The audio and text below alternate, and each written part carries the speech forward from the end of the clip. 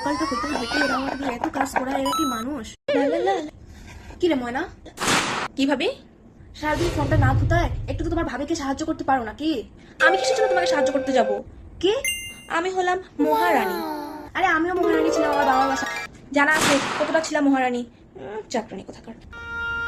তোমাকে তো এই বাসায় শুধু কাজ করার জন্য নিয়ে আসছে, চুপচাপ কাজ করো। তোমারও বিয়ে হবে, তখন বুঝবে কত ধানে কত চাল। বেশি কথা বলবা না, আর আমার শ্বশুর বাসা নিয়ে তোমাকে চিন্তা করতে হবে না। যাও যাও। হ্যাঁ হ্যাঁ যাচ্ছি, কাজ করো।